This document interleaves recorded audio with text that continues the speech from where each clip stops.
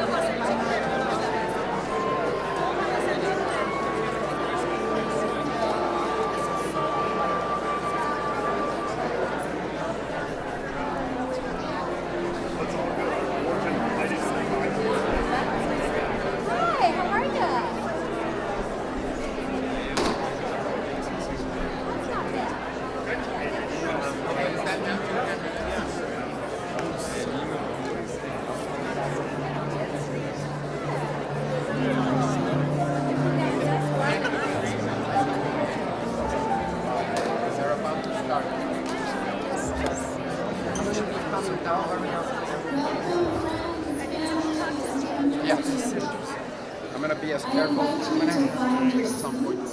Yeah, just be mindful of that.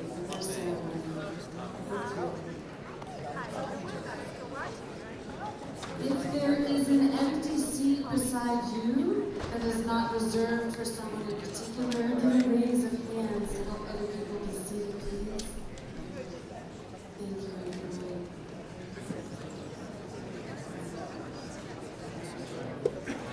And let us take a few quiet, deep breaths all together.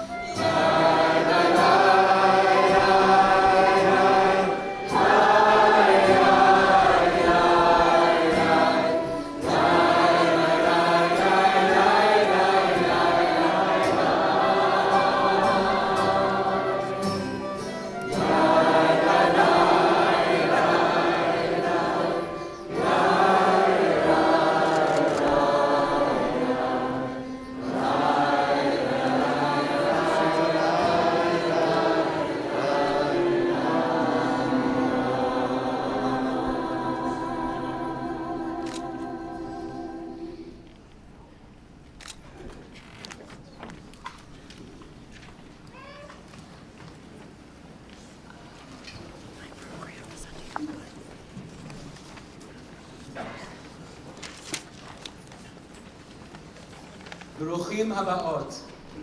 ברוכות הבאים. שם הוויה שכינה אלוהים. Blessed are the ones who become present in the name of the One. Shalom Aleichem. Et bonjour, bienvenue à notre Smicha. Bem-vindos. É muita alegria para nós vocês estarem aqui. Bem-vindas. É uma honra muito grande vocês testemunharem esse nosso momento tão importante. Nous sommes ravis de vous accueillir ici aujourd'hui.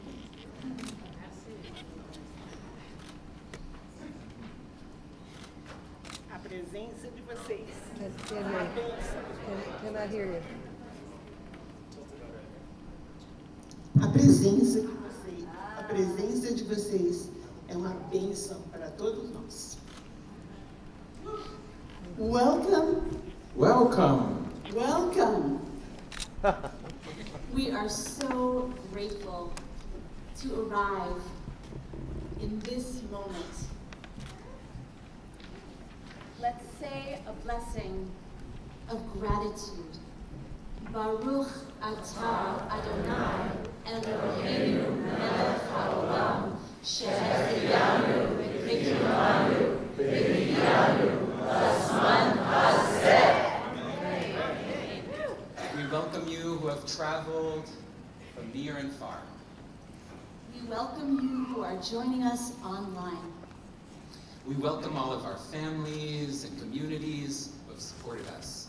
The grandparents, the parents, siblings, spouses, partners, children, friends, colleagues. We welcome all our teachers, the timeless and contemporaneous ones. We welcome the ALEPH Vad, our colorful collection of mystics and meaning makers, our patient and powerful mentors on this journey so far, and the ALEPH staff who keep everything running on the rails. We welcome our spiritual directors, the Mashpi'im and Mashpi'ot who have accompanied us to this place. We welcome our fellow students who will one day stand in this place. We welcome the students of our students, present and future, the ones we have the awesome privilege and responsibility of helping to craft lives of godliness and Torah. And we welcome you, yes, you, to do whatever you need to do now to fully arrive. Let's turn off our phones. Allowing us to tune into another, much more ancient wireless network. The network of hearts and minds and souls which make this day possible. The portal space which makes transformation possible.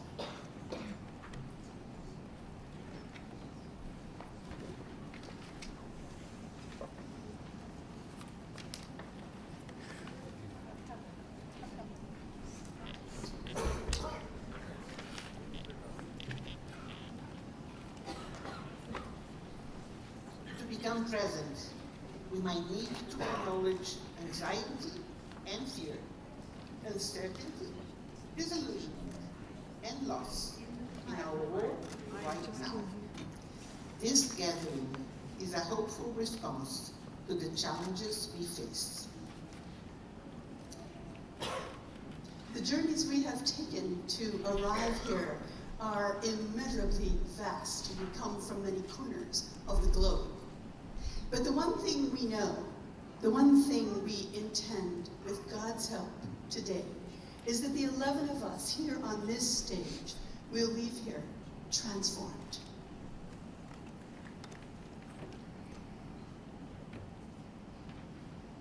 Maybe we all connect. May we all learn something.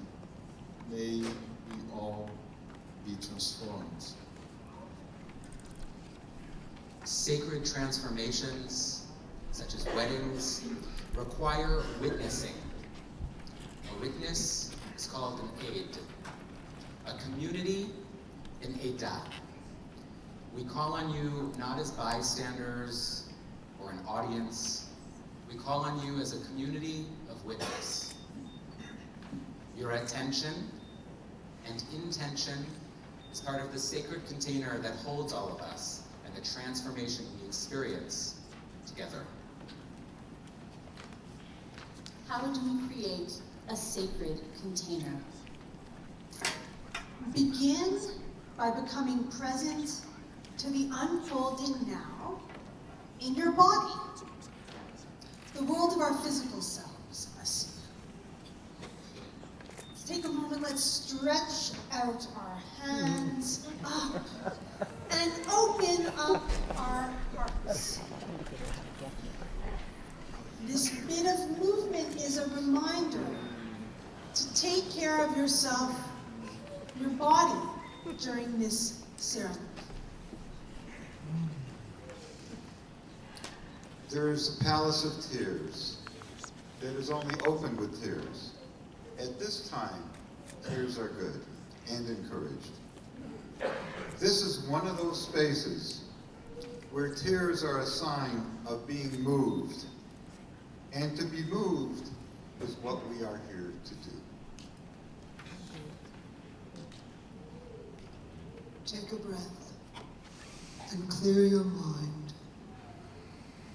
It has been the support of so many of us in this room, and so many of you. And so many of you watching from afar, our teachers and partners and guides who have believed in us and our capacities to grow and learn and lead and teach. If only we could see ourselves as you see us.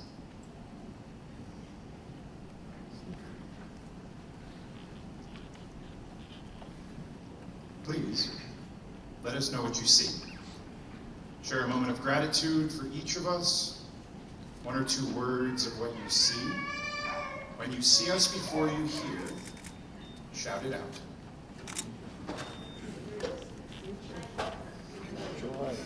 Beauty. Now, Brilliance. Power. More brilliance. Connection. oh my, what a salad. I'm glad I didn't eat today. So we stand here at this moment in between 2 books of our Torah, the book of Genesis and the book of Exodus. We stand at the end of the beginning, and for all of us, the beginning of a new beginning. Every moment, each of us is writing the new Torah of our lives.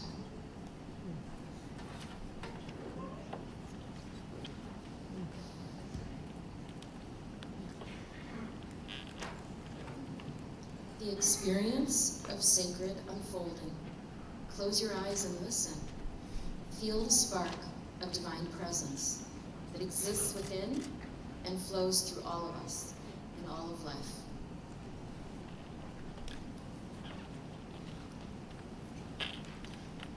Like Moshe, we are being called into leadership and willing to be transformed. Standing at the snake, that tree which fire illuminates but does not consume.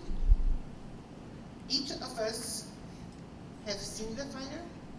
Some of us have felt the warmth, heard the call, some turned, some did not. What is the world asking of us now as leaders? You'll now hear from each of these two almost chazanot and 9 nearly rabbis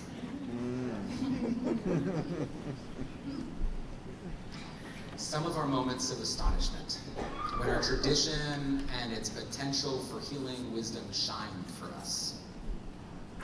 and gave us a glimpse of how we would turn on our paths to embrace a new fate and begin to become who we are becoming. This is our offering as we transform with your witness.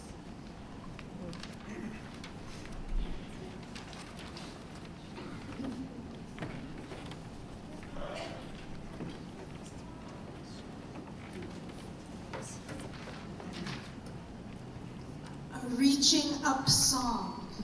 Shir Hama.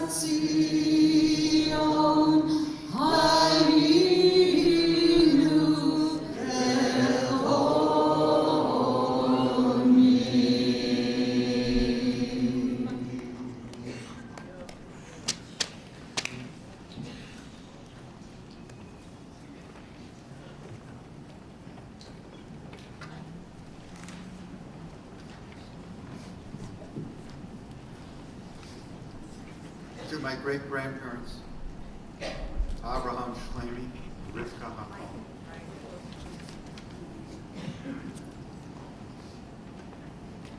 Asura Be'eret, turning and seeing.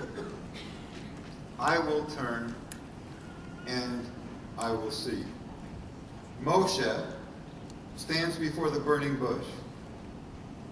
He turns and he sees. God gives us each a chance to turn, to see, and to choose. Come with me to an often overlooked but powerful moment in Torah that also teaches us something about seeing and choosing. In the book of Bereshit, the first book of the Torah, when Avram meets Melchizedek, the righteous ruler. And Melchizedek, king of Salem, brought forth bread and wine, and he was a priest of God, the Most High. Avram's encounter with Melchizedek, king of Salem, and he was a Cohen of Elyon, is famous. But look, there is a third person there. A third person is witnessing all this, the king of Sodom. The king of Sodom witnesses the entire meeting. You see this in Bereshit 14:17. Vayetzei Melech Sodom likrato. Important. No word is wasted in the Torah. Every word has meaning. Why is the king of Sodom there? Melchizedek comes from Shalem, I mentioned it before, a place of shalom, of wholeness and peace. Melchizedek and Avram sit in front of the king of Sodom.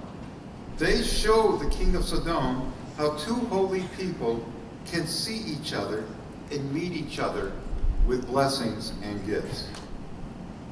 But the king of Sodom, unfortunately, stays consumed with the booty of war and does not turn. He does not see the holy meeting right in front of him. God has offered the king of Sodom an opportunity to learn how strangers bless each other, to turn towards holiness and save Sodom. But he cannot. We know what happened to Sodom. Let's expand on this.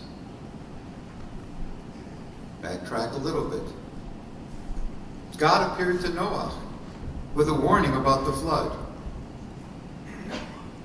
Maybe Noah played checkers with somebody across the street. Noah doesn't say, hey, what about my neighbors over there? Could you save them?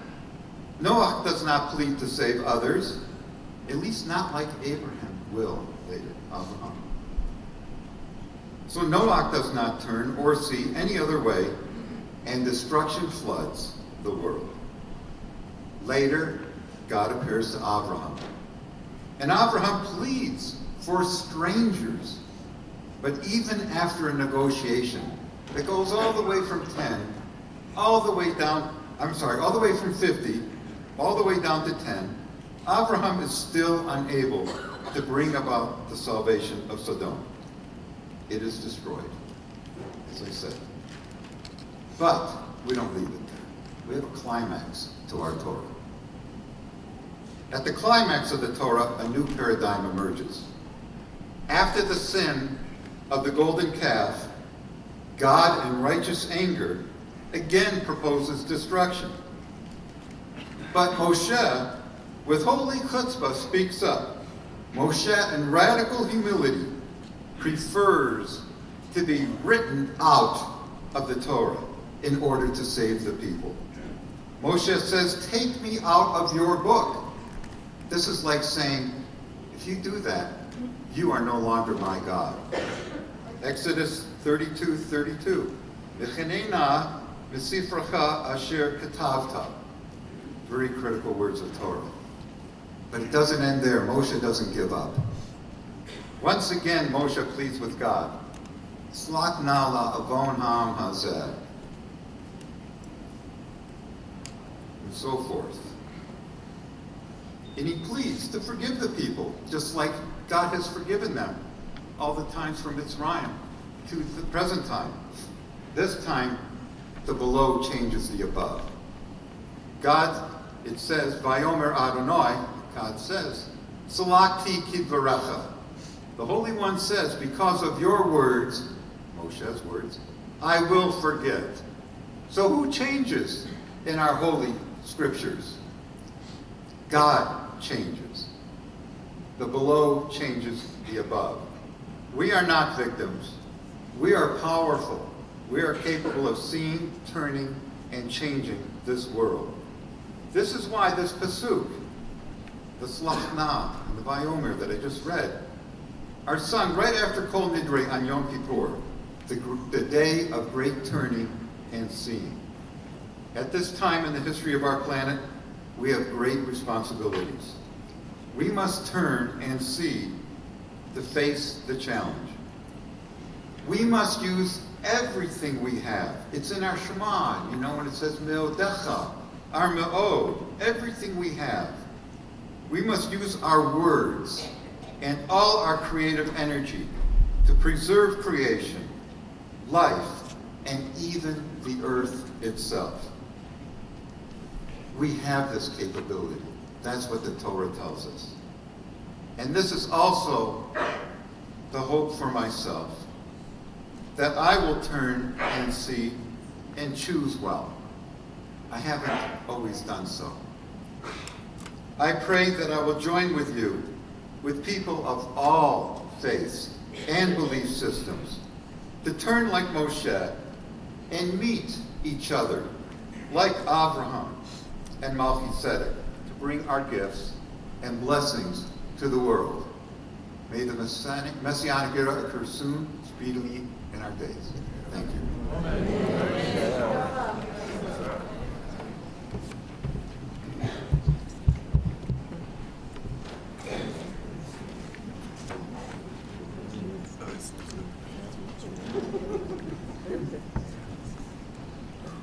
Funny? Yeah. Is it funny? Yeah.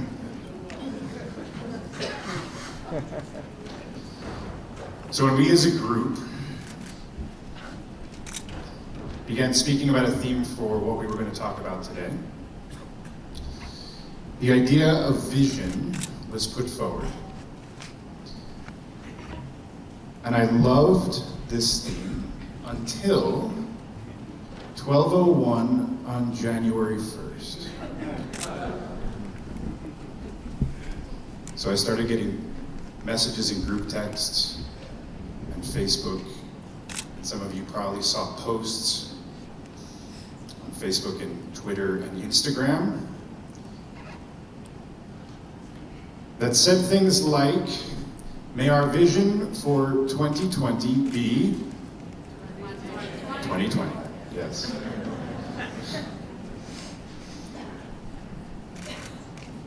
And I started to think about this week's Parsha, this week's Torah portion, and it's one that I know well.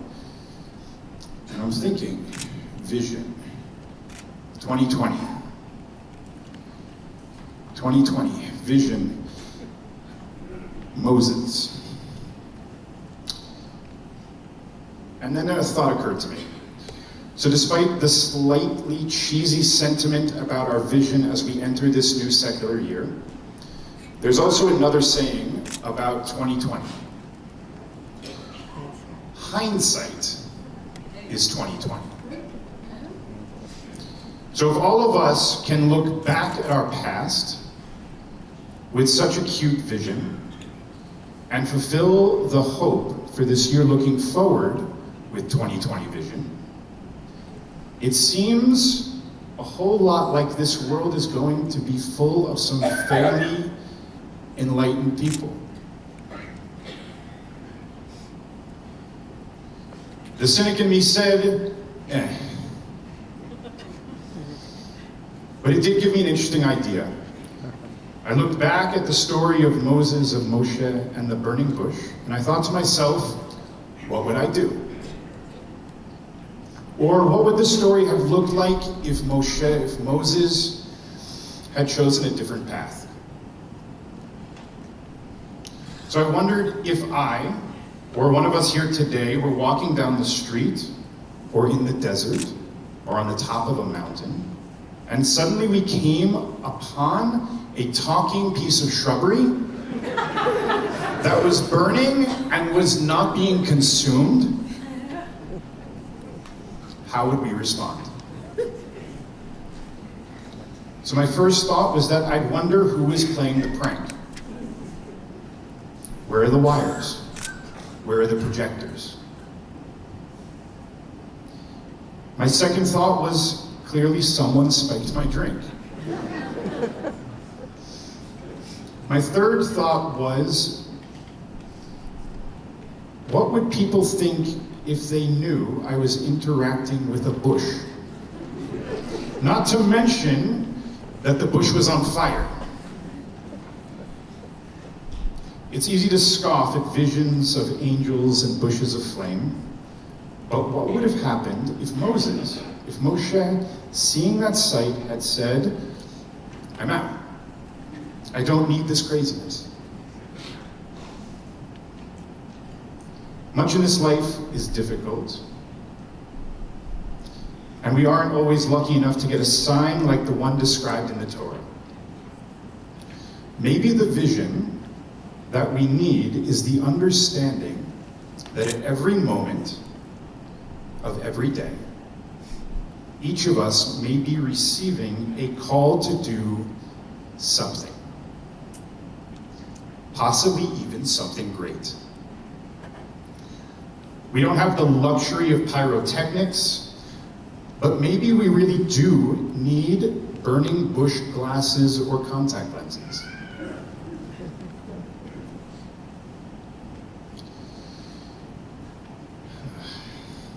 Something that will allow us to recognize those moments where we are just about to walk on, ignoring that still small voice, which would drive us to change, to do something amazing. What will be your burning bush in this year to come? Will you stop and take off your shoes? Or will you just walk on by? I'd like to thank my family and my friends for helping me not just to walk on by, and for putting up with me for the last 5+ years as I followed a new path that took me on this journey. To all of my teachers from near and far, and to the row of people with whom I am most profoundly honored to share this moment. It has been a privilege to learn, to study, to laugh, and to cry with you. To all of you here today wondering when the hors d'oeuvres are being served, soon-ish. Emphasis on the ish. It seems like it took a lifetime to reach this day, but really today is merely another beginning, another challenge, and another opportunity to seek out those moments where we are being called to make a change, to make a difference, to make things around here a little bit better. As much as I want to finish with saying Shabbat Shalom, I think Sunday Shalom is okay. I want to thank all of you for coming, and I want to thank all of you for allowing me to share this day with you.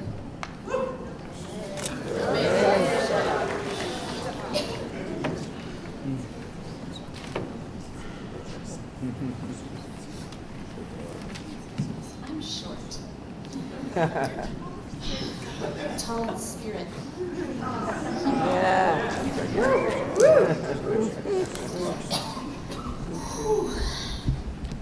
What is the heart of Torah? Not surprisingly, this question has been answered in many ways.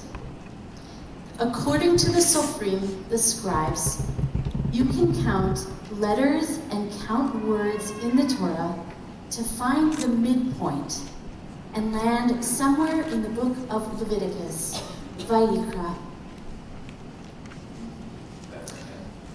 But Rabbi Akiva, as related in the Jerusalem Talmud, asks us to see the question not as mathematical, but as ethical. And in Leviticus 19, Rabbi Akiva says, we will find the true heart of Torah. Here we receive the mitzvah, Ve'ahavta l'reecha kamocha, ani Adonai. Love other people as you want to be loved. I am the divine unfolding. And lest other people or neighbors be understood too narrowly, Ben Azai adds that all people are descendants of Adam, and I would add Chava or Eve, and therefore we are all neighbors. So this imperative asks us to recognize the humanity of others and live in the light of that recognition. This is the heart, the most fundamental principle of Torah.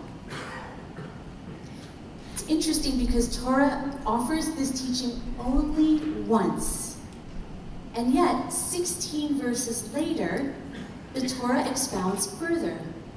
Especially love the stranger. In English it says, just like the homeborn among you, will an immigrant or a newcomer or a person on the margins be to you. And you should love that person as you love yourself, for all of you were strangers in the land of Egypt, and I am the divine. In Hebrew, Ke'ezrach mikem yeh lachem hagar idchem, ve'ahavta lo kemocha, ki gerim hayitem be'eretz Mitzrayim, ani Adonai Elohechem. This demand for us to love and care about sojourners and strangers and newcomers and immigrants repeats not once, not twice, but 36 times. Twice chai. So we really live this mitzvah. And we are called to remember our own experiences of oppression so that we can empathize with others and then act with love and compassion. This commitment to love as we want to be loved animates my rabbinic work of welcome and inclusion, especially towards those who have felt like strangers, sojourners, immigrants, and newcomers on the margins of Jewish life and on the margins of our society. Over 10 years ago, I felt called to find a way to align my soul with my role, what one of my teachers, Parker Palmer, calls living an undivided life. And I wondered, as a queer woman in a mixed heritage marriage, what was I being called to do? And how could I answer that call with Hineni? Here I am. Today, I know that the answer is to love. And in my rabbinic work, I strive to listen to people's yearning to be loved. With an open heart, I listen to distress about harsh encounters with Judaism and with our culture in other moments of their lives. I try to open doors so that people can experience connection and transformation. And I try to value people as they are, right here, right now, in all their complex humanity. And finally, I see my work as energizing people's lives through a joyous Judaism that welcomes anyone who seeks it. I'm so inspired and uplifted by some teachings from the ethics of our ancestors, Pirkei Avot. And I hope that my rabbinate will rest on these three things.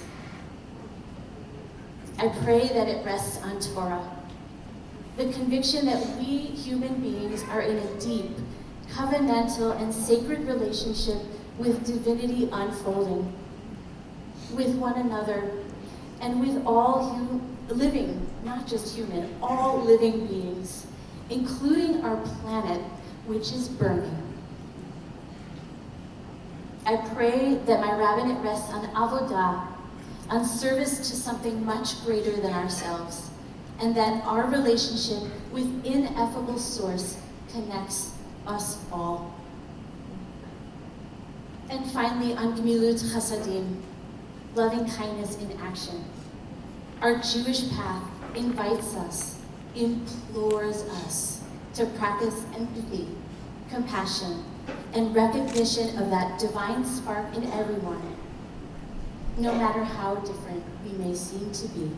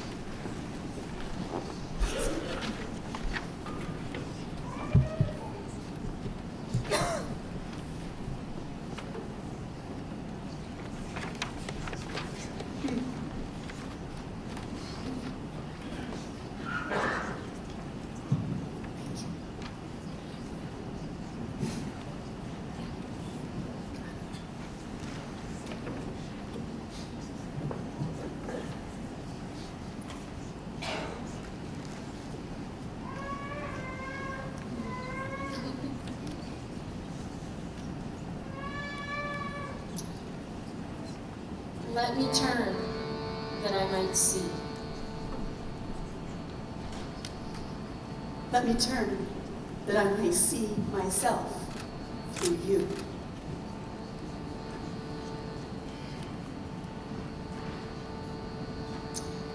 I asked my Rebbe, Chazan Jack, to compose a piece of music for me and Evelyn to sing. A mystical piece about teshuvah, personal teshuvah, a coming home.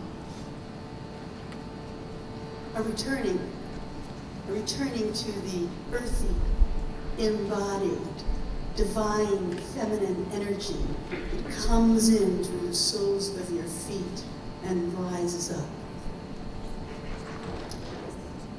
This also reflects our hearts opening so that we can resonate with our soul's purpose, to come home.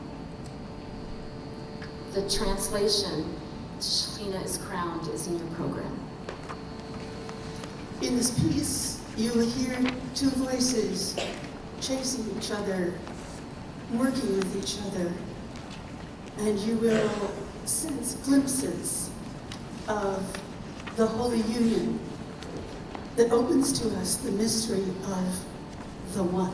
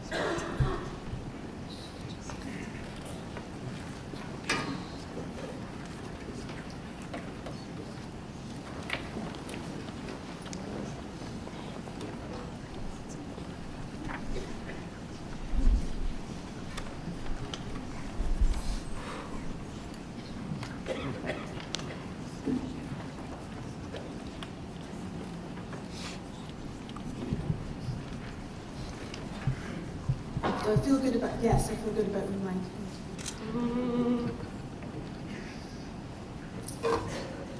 So as some of my beloved colleagues have mentioned, this week's Parsha, Shmot, sets out Moshe's origin story, culminating in God appearing to him out of a burning bush that is not consumed.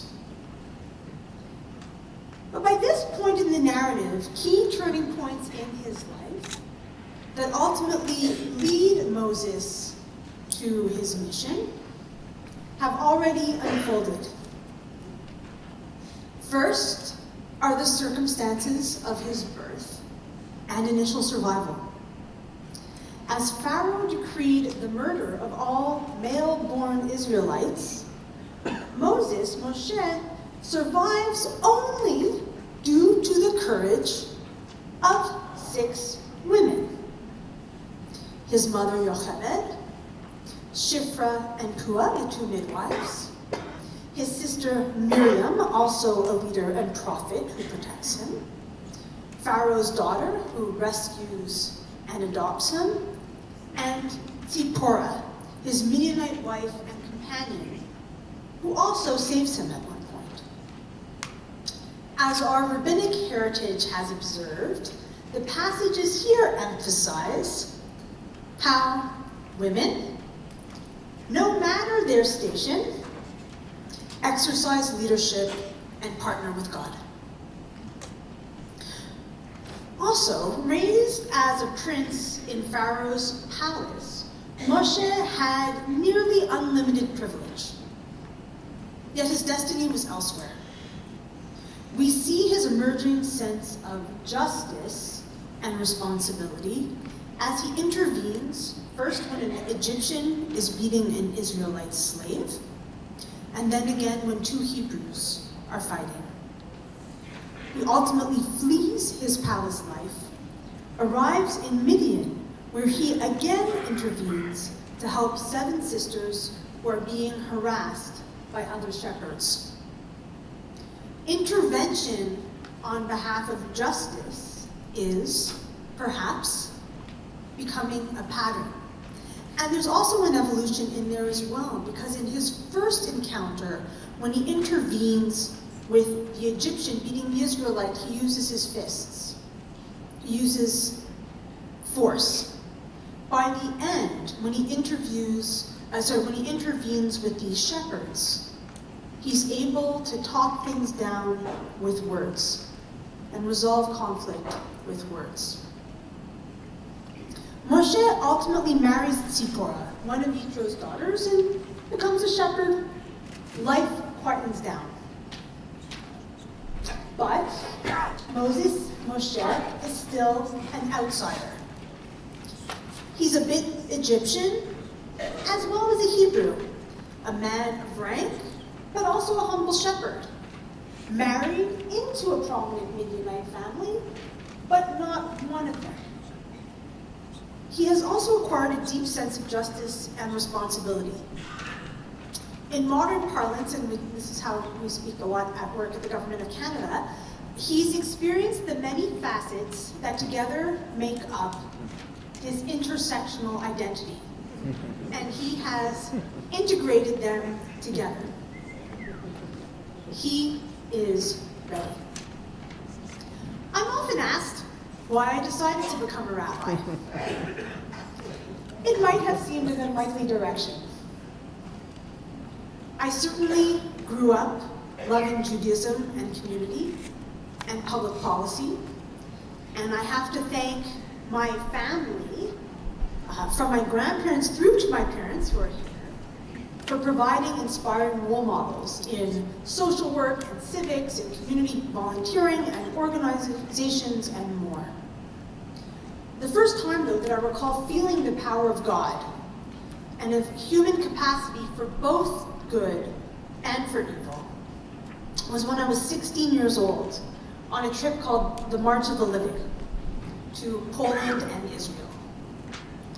I was on a bus with youth from Canada as we toured old Jewish Krakow and met with Jews struggling to build and rebuild Jewish life in Warsaw. We went to camps, death camps such as Majdanek and camps such as Auschwitz and Birkenau, and then to Israel, where we welcomed newcomers, celebrated Yom HaAtzmaut, and more. With us was Anna Heilman, Zichronah Livracha, a survivor of Majdanek and Auschwitz, who along with her sister and other Jewish women was part of a plot to blow up Crematorium 4 in October 1944 at Auschwitz-Birkenau. Anna's sister and 3 other women were captured and murdered 2 weeks before the camp was liberated. And they were captured and murdered and tortured without giving up the names of anyone else involved in the work that they had done. Their acts of resistance ultimately saved countless lives by making Crematorium 4 unusable. Anna's story and her love and her courage has stayed with me ever since. Fellow survivor Elie Wiesel, who I had the blessing to meet in person a couple years after that when I was starting college, said, "The opposite of love is not hate, it's indifference. The opposite of beauty is not ugliness, it's indifference. The opposite of faith is not heresy, it's indifference. And the opposite of life is not death, but indifference." Civil rights leader Rabbi Abraham Joshua Heschel added, "The opposite of good is not evil, the opposite of good is indifference. In a free society where terrible wrongs exist, some are guilty, but all are responsible." They helped me feel the necessity to affirm my own responsibility and voice. A few years after that, I came out to my parents. If you remember. And they're like, yes. Many questions surfaced for me and for them. Could I reconcile myself with myself? Could I still be Jewish, raise a family, be part of a community? My former rabbi in Montreal, Rabbi Lerner, was one of my strongest allies when I first came out, and he helped bring my family around to acceptance and love. And through him, and through the welcome that I then had at Brown University's Hillel, I was able to see my Judaism and my God as welcoming, loving, and powerfully relevant to any life challenges I faced. From this time on, I really didn't have to be anything else. I could just be perfectly, imperfectly me, a whole, integrated self. And I realized that I wanted to help others be their whole selves, also loved by God. I see God when I look into my children's faces, into your faces, and in the loving connections between us. Moshe's engagement with God at the burning bush was just the beginning for him. Over the course of the rest of his life, he would continue to grow and thrive and struggle with both God and his people, connected by covenant and love. As we here today receive our Smicha, I feel like, cut out the I feel, we are entering a covenant together. Using all that I am and all that I have learned so far, I here undertake to build community and spread the love and deep relevance of our heritage, to work to heal our world by reaching out and building more bridges of light and love and support between us, because this is where and how I feel God.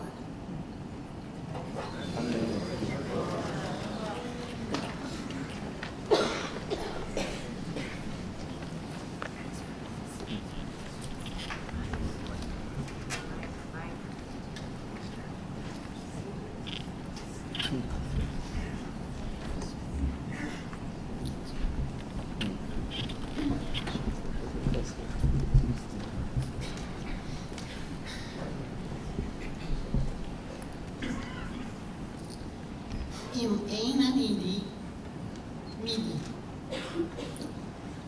וכשאני לעצמי, מה אני? ואם לא עכשיו, אימתי? If I am not for myself, who will be for me? But if I am only for myself, what am I? And if not now, When? Pirkei Avot 114. The rabbis of the Mishnah who posed those questions knew what they were talking about. When at the age of 68, I decided to study to become a rabbi, many asked me, at this point in your life? My response was, if not now, when?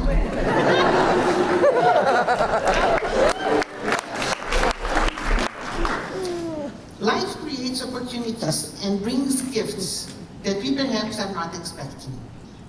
When such moments occur, grab them. When the burning bush appears in your path, be mindful. Do not miss it. Take time to turn aside and see it. 5 years ago, my moment arrived. My answer, like Moses, was, Hineni, I am here. Throughout the journey of my rabbinic studies, Hineni guided me. And today, Hineni, here I am, right now. Wow. My wise teachers, my wise kids.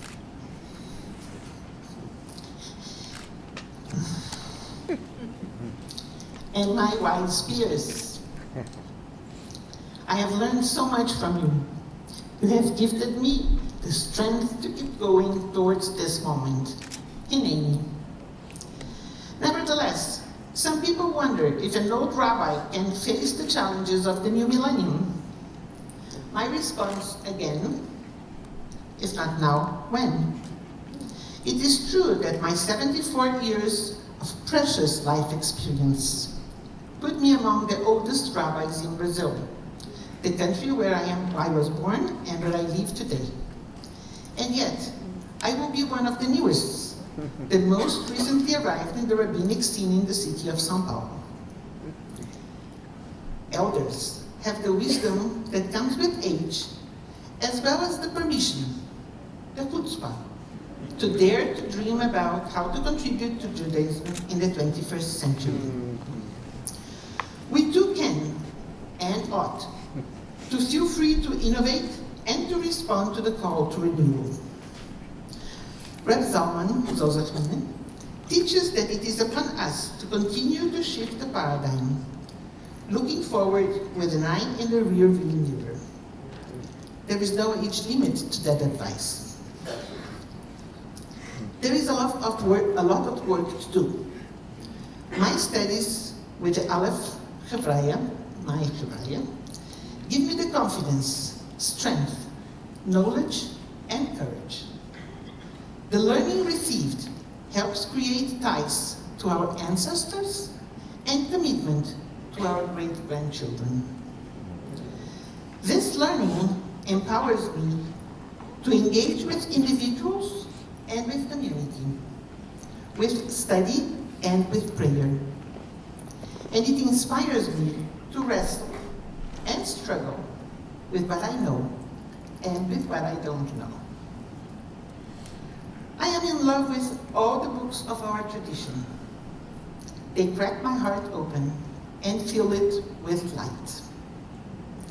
Reb Zalman says in his Foundations of the Fourth Turning of Hasidism manifesto that one learns about oneself through participatory engagement with another religion or tradition. Following his wisdom, I have found vitamins in the teachings of other cultures, reassured that deep ecumenism invigorates and expands our vision of the world. Hineni, thank you all who came to be with me in this unique moment in my life. Thanks to everyone who has helped me become one. Valeu, gente. Obrigada a todos pelo apoio, confiança e carinho. Agora, vamos juntos fazer acontecer. Amo vocês todos. We have a song in our tradition that says, how wonderful it is to sit together. Hinei matov umanayim shevet achim gam yachad. May we all be blessed.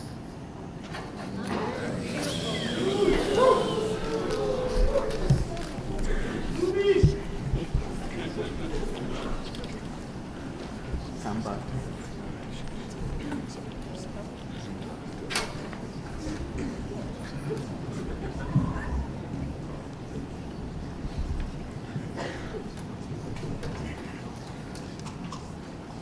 Whoa. I've been told I should breathe. That's the first thing.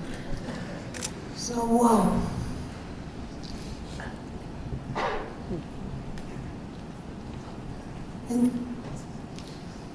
In such trembling humility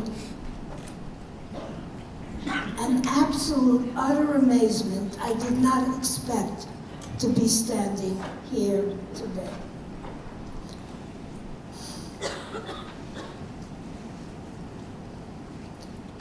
But I'm here,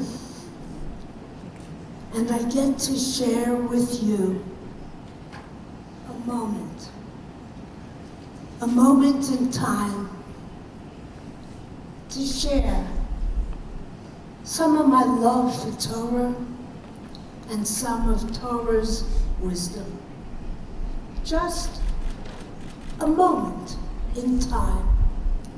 For Judaism is a religion of time. A religion of time in which we are all interconnected. Our holiness is bound to living in sacred time.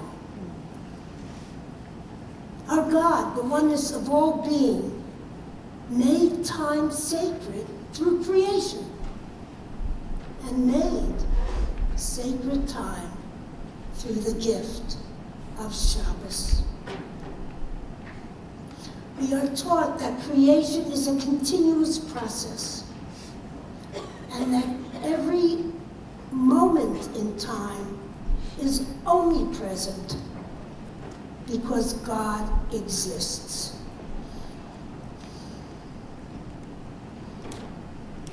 Yet too often in today's world, time has become a commodity. Filled with our endless doings, we find ourselves walking so often sightless among miracles. And yet, at every moment in time, we are actually standing at the very edges of eternity. Every moment, we are being called by a voice to holiness. Our God, the oneness of being, calls to us, hoping we will hear. And when we don't, she often calls again and again. Maybe even getting a little kvetchy sometimes. But always hoping we will hear and answer Renee. Here I am. It takes a clarity of consciousness to recognize these moments in time and imbue them with our sacred presence.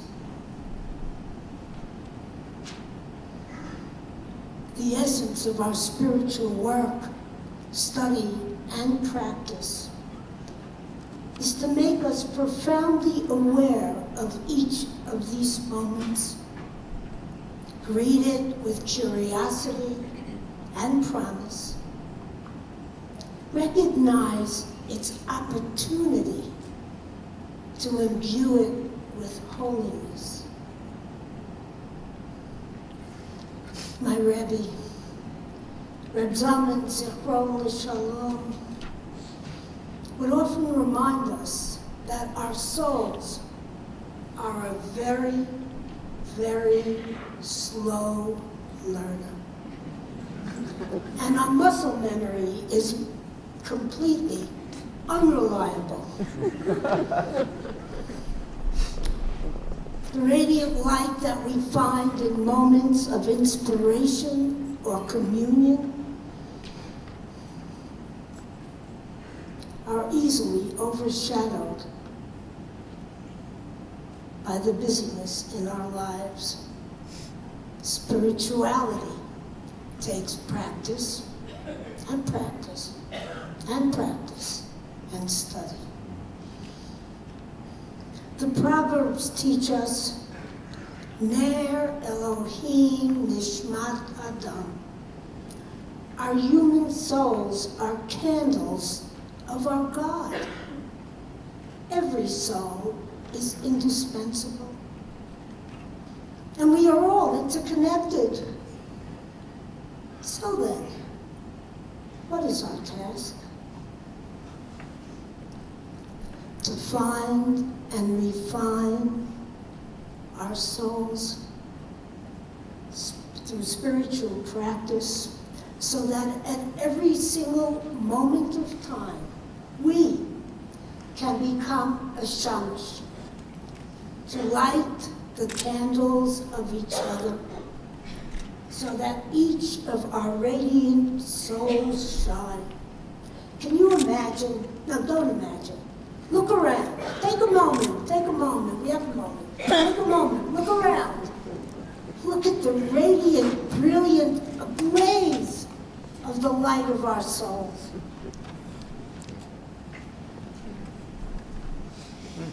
This is the work we do of Tikkun Nefesh, the repair and maintenance of our own souls, so that then we can be partners with Hashem in the work we need to do with Tikkun Olam.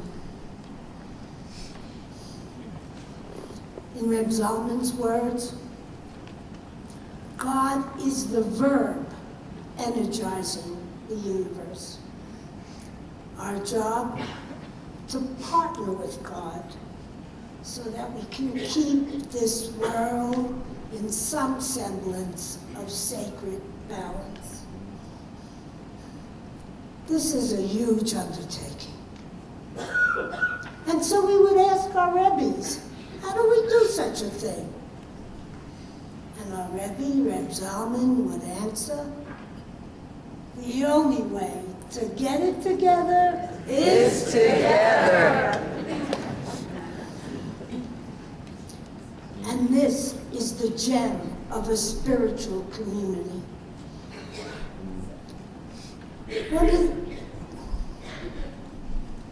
One of the gifts that Reb Zalman seeded in me was in relation to prayer and how to keep the presence of God in my life. He taught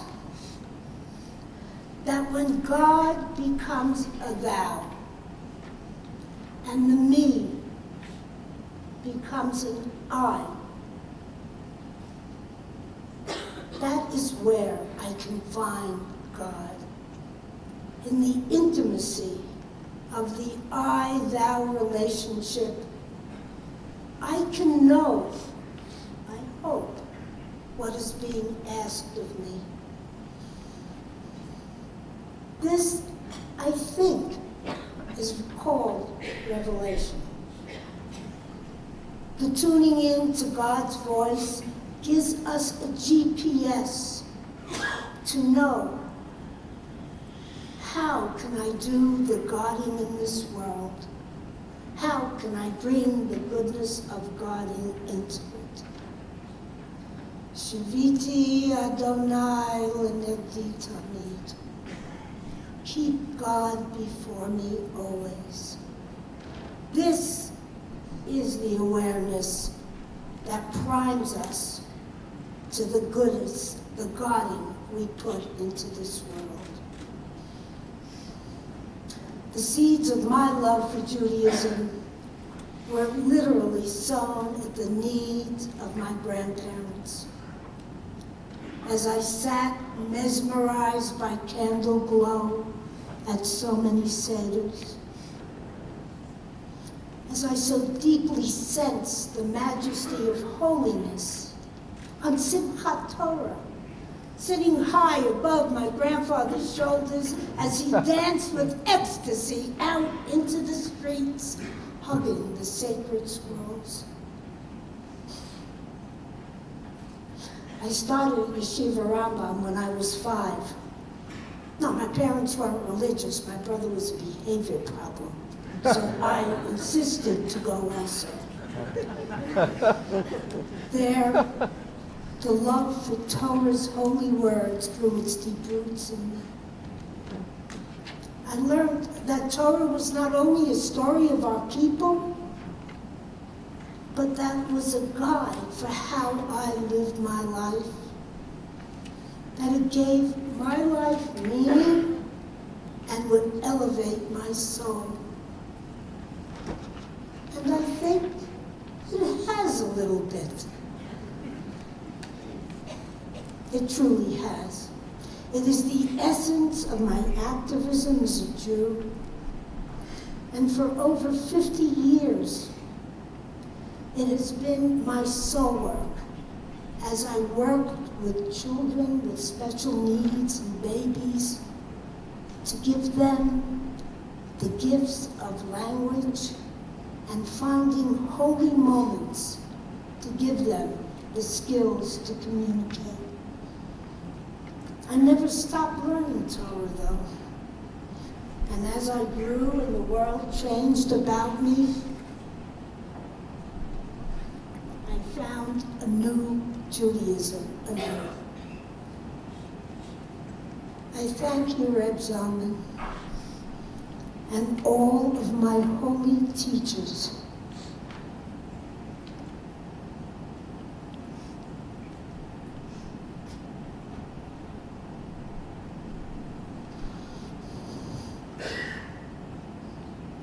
For elevating my soul with your blessings of Torah, prayer, and faith.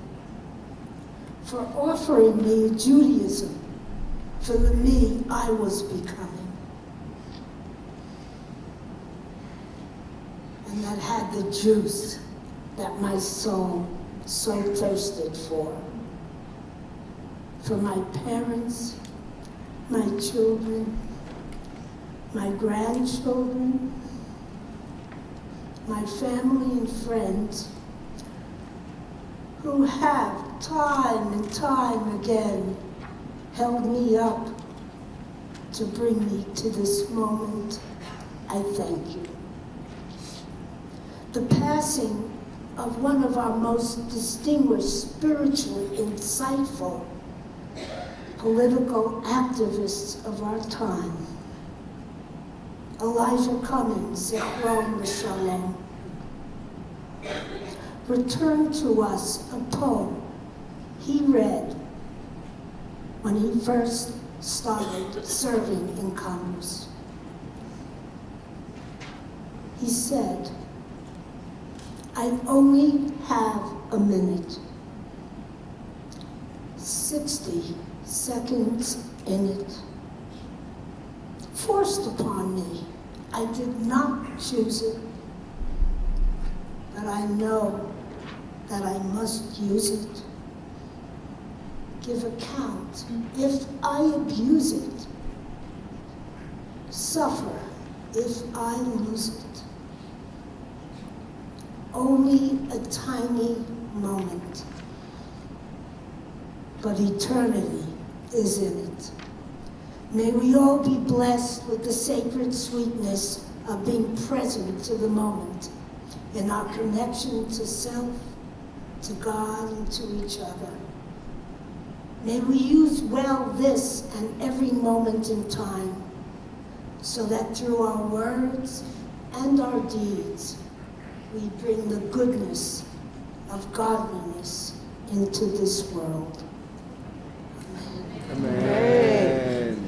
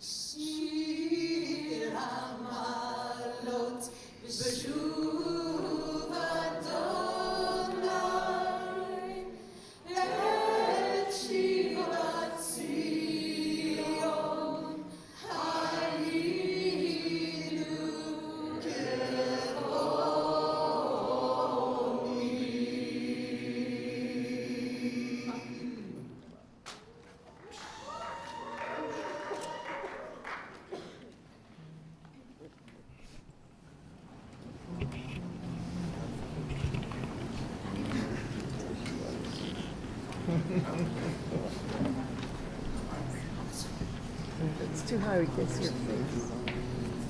Take it down. Take it down. This is the perfect.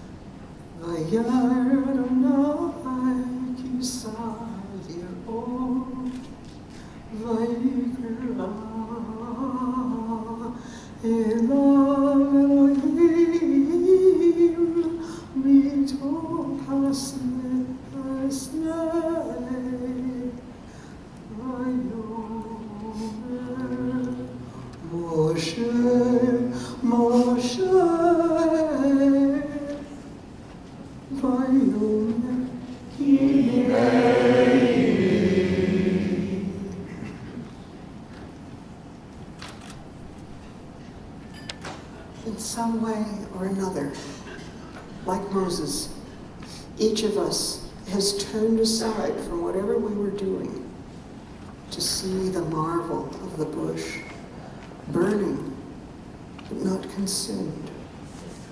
And we heard God's call from within the bush. Not all of us knew what we were being called to do, but all of us answered, Hineni. Here I am, command me. The response of Abraham and Isaiah. And like the patriarch and the prophet, we were set on a new path to a place we did not know, or perhaps, like Moses returning to Egypt, to a place we knew too well and feared. For each of us, there are burning bushes. They are not, perhaps, as unusual as that which Moses saw and turned aside for, but they are there. Sometimes we become aware of their presence, and sometimes we don't quite see them. Sometimes we understand that they were burning bushes only after we have turned aside into a new path. We may fear turning aside to a burning bush because we don't know what is waiting for us. All Moses hears is God calling him, Moses, Moses. And yet he responds, Hineni. Only then does God reveal to him his task. But we read in our prayer books that Moses rejoiced in his inheritance. In not turning aside, we miss opportunities to grow, to serve, to experience the joy that Moses felt. And later we vaguely regret something, but we don't quite know what. So my teaching to you is, don't ignore that burning bush. Perhaps a cataclysmic event that turns your life upside down, or just a word or two spoken by a friend or a stranger. But don't just walk past it.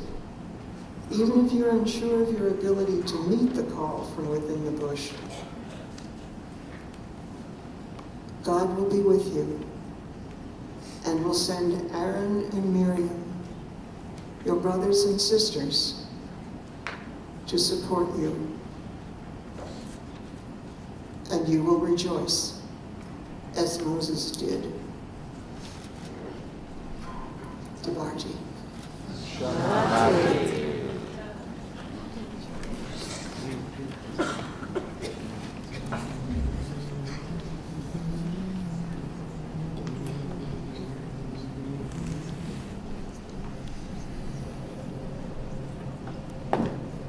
I heard the call and the sound of laughter. I looked around, I was alone. I heard this song, the words came after. That's how I found I am never alone. Ha'adam olam katan, ha'olam adam gadol. Everything that I see is a reflection of the great mystery surrounding and filling me. I submit willingly to this perfection. Ha'adam olam katan, ha'olam adam gadol. Everything that we see is an expression of the great mystery surrounding and filling me. I submit willingly to this perfection. Listen to the ventilation system, to laughter, to flashbulbs, to shuffling of papers, to doors opening and closing. Attune your attention to the sounds around you. Perhaps you can even hear your own heartbeat. In listening, perhaps you can hear the inner committee of your mind. Hunger, judging, shuffling, reviewing, fantasizing, even catastrophizing. Thanking and noticing the mind, we can turn the attention and return just listening. There's so much we are not hearing right now.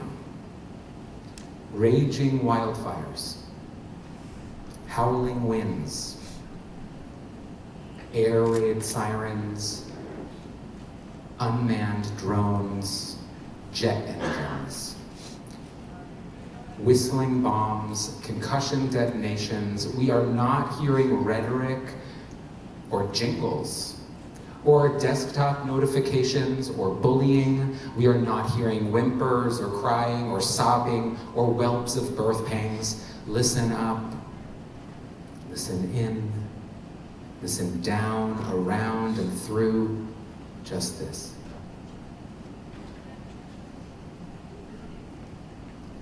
I heard the call.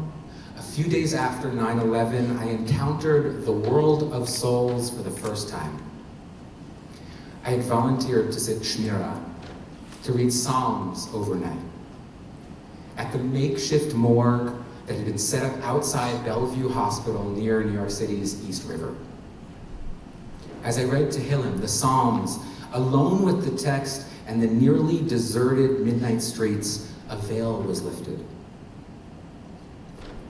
I felt the immediacy and proximity of a living network of memory, mystery, and meaning. It was one of the first moments I became aware of the call. And the sound of laughter. I have always, to some extent, danced to my own rhythm, but it doesn't mean it's been easy. Being excluded from a group, feeling on the outside, is one of the most painful things we humans face. Think of Sarah Iminu's fear of being mocked and laughed at when she discovers the joy of being pregnant with Yitzchak. How many of us laugh along even if we don't get the joke? To follow the path of spirit, to embrace the ineffable in a world infatuated with data, is to open yourself to ridicule, misunderstanding, and mocking. I looked around, I was alone. I tried to find a teacher in many places. I became a loaded brush, painting the colors of whatever teaching I was last dipped in. For many years, I was allergic to institutions and never felt like I could quite find a home. Thank God for the journey I took. Many, many communities that made me who I am, mentioned today in the program booklet. But thank God, finally arriving here. In prayer, in heartbreak, in song, I discovered what poets, since time immemorial, have found it impossible to say in words. I heard this song and the words came after. It's how I found I am never alone. Ha'adam olam katan, ha'olam adam gadol. A person is a small world. The world, one being. Microcosm, macrocosm. We're all connected. Echad, yachid, miyuchad. One, unique, unified. In this week's Parsha, and throughout the book of Exodus, we are continually reminded, return to listen. Moshe is anxious. The king of Mitzrayim won't listen to him. We are told the people have crushed spirits. Lo shamu el Moshe mikotzer ruach mi'avodah kasha. If we can't breathe, we can't listen. It's the cry of the subjugated, Vayitz'aku, that initiates the compassionate one's listening womb to finally respond. And when Moshe, when we finally turn to meet our destiny, we pray to see with a seeing good heart the miraculous thing to behold, Hamareh HaGadol Hazeh. Al tikra hamareh hagadol hazeh. Don't read, I must turn and see this great vision. Ela hamarah gdolah zeh. Turn to face the great mirror. The mirror of the world. This moment, just this. Everything that we see is an expression of the great mystery surrounding and filling me. I submit willingly. I submit willingly. I submit willingly to this perfection.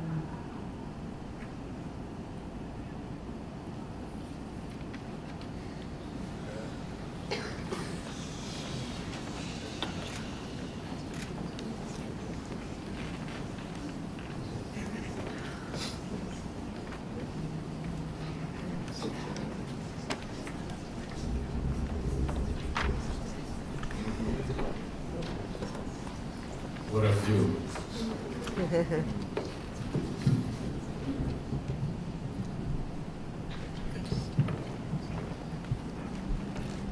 Moshe lived a privileged life in Pharaoh's palace. the most powerful place in earth. Yet, his destiny wasn't there. He flees from there, leaving behind the good life to be a shepherd in the wilderness of India. There, he has a vision. He sees a blazing fire dancing within a bush, but the bush wasn't consumed by the fire. His reaction? Asurana, vere.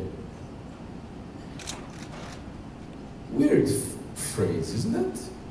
How come he knows he needs to turn to see something?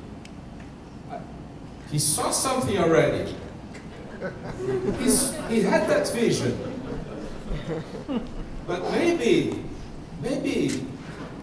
he's afraid. Maybe he prefers to go away of that vision as he went away from Egypt. Asurana, let me turn, please. Probably he was in an inner struggle, hearing that divine voice, telling him to do something. What now?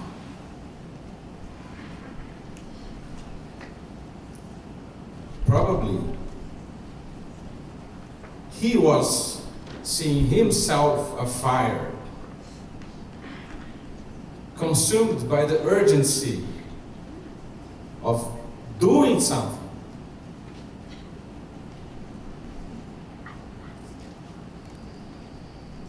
After his surrender to that vision, to that sign, he overcome all his excuses,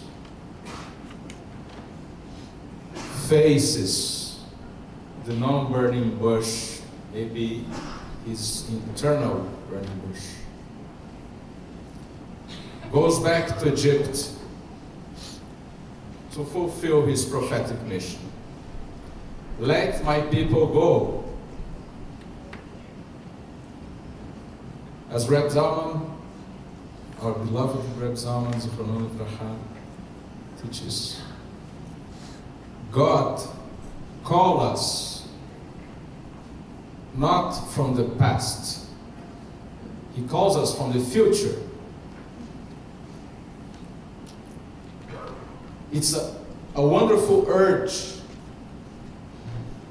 that is pulling, pushing, taking us into the future, deploying us to see the world with the east of consciousness.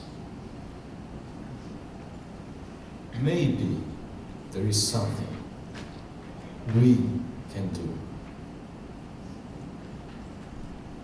Maybe there is something we can do to free ourselves from some Egypt, to free our brothers and sisters from some narrowness, to free the planet from the madness of narrow-mindedness. Rabbi Abraham Yeshua Heschel once said, as a civilization advances, the sense of wonder declines. Such decline is an alarming symptom of our state of mind. The image of God is either in everyone or in no one.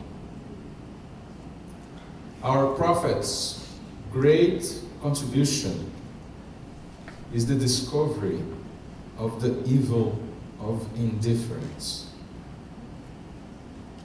Isn't that one spiritual illness of our days?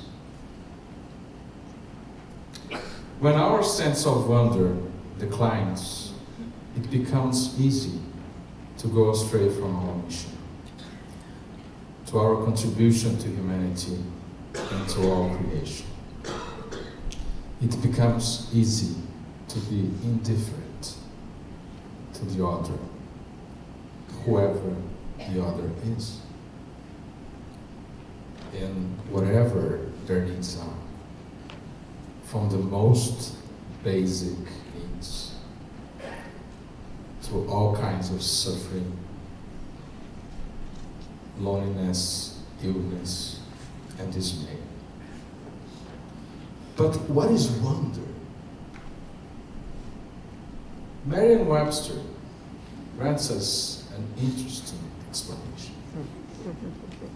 Wonder is rapt attention or astonishment at something awesomely mysterious or new. Right after Moshe encounters the non-burning bush, he hears a voice. Take off your sandals. You're standing in a holy ground. Moshe recovered his capacity for wonder. And this leads him to action. And this propels him into the mission of his life. I pray. Let me turn and I will see. I will face the wonder of my potential. I will face the wonder of my mission. I will face the wonder of myself. And I'll face the wonder of the other. Amen.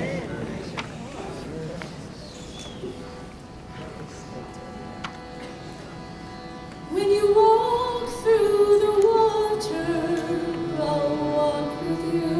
I'll walk with you. When you walk through the water, I'll walk with you.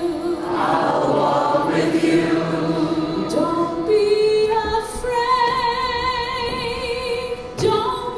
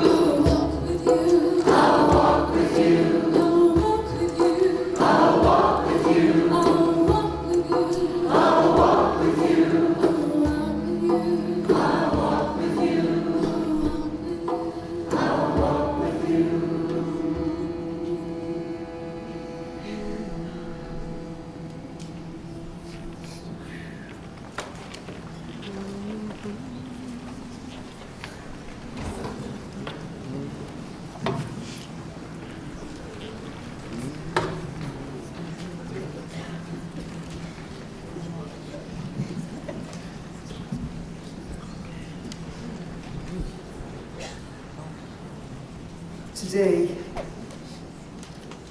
we welcome our latest initiates into the new lineage of Jewish spiritual renewal, drawing deeply on the wisdom of those who preceded us, and particularly on the devotional mystics of Eastern European Hasidism. This lineage given first expression and form by our beloved Reb Zalman Schachter Shalom Zichrono Levacha. Now in our time, we lay the hands of Smicha, of trust and confidence, on both women and men equally, with loving respect for multiple possibilities of sexual orientation and life choices. This is in keeping with our commitment to voluntary negotiation with the dynamic, ever-fluctuating balance between individual practice and communal cohesion. According to the lineage of Pirkei Imahot, Miriam received Torah at Sinai and passed it to Mahla, Noah, Chagla, Milka, and Tirza, the daughters of Tzlofchad, who passed it to Devorah, who gave it to Hannah, who passed it to Michal, Bat Shaul, eventually received by Bruvia, and transmitted to Chana Rochel of Lubnelia, Regina Jonas of Berlin, and now surfacing again to walk side by side and share the light equally with the parallel lineage of men with which we began. We are humbly grateful for this moment of living in the fulfillment of our age-old dream. May the light of the moon be like the light of the sun and like the light of the 7 days of creation. May the lights of men and women in all their multiple, varied, and wonderful forms grow ever stronger in the bond of open partnership and service to the One. V'nomar, Amen.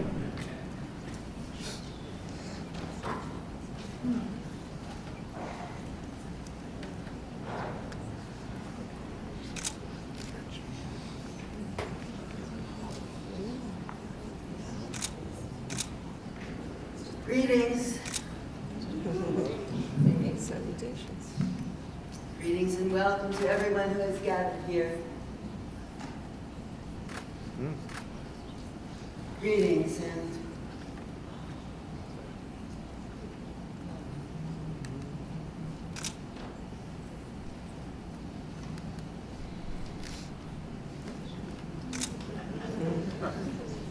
it's a good time to go.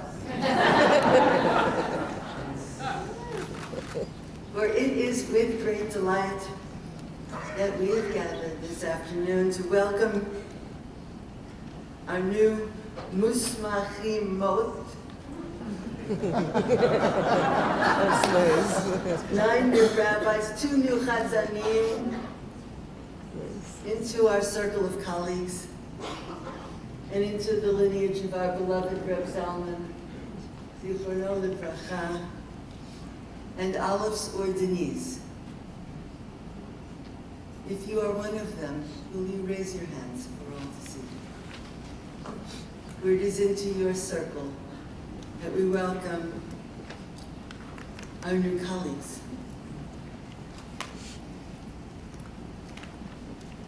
With humility and gratitude. With humility and gratitude, we assemble all of us together to ordain our students, poignantly aware of how much we still miss our beloved Reb Zalman. Together we invoke his presence. We invoke his blessing on us all.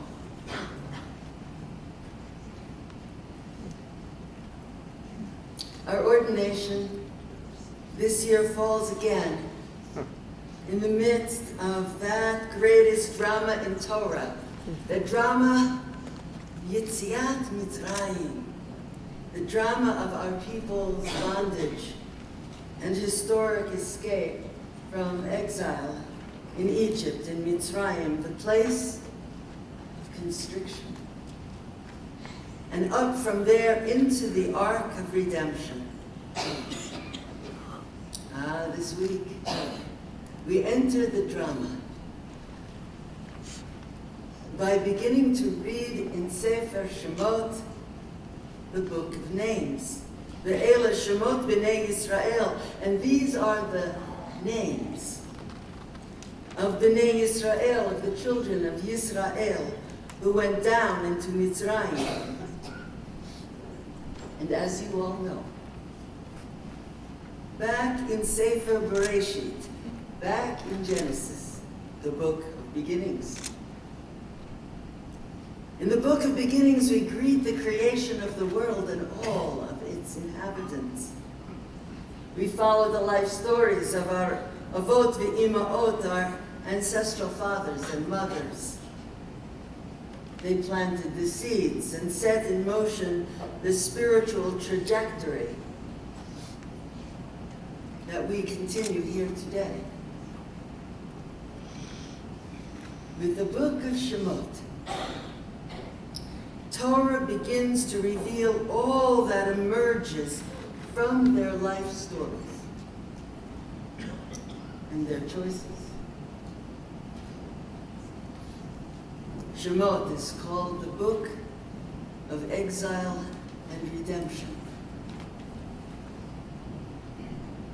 We observe that in Sefer Bereshit, the tale of creation, Torah uses the word or 5 times.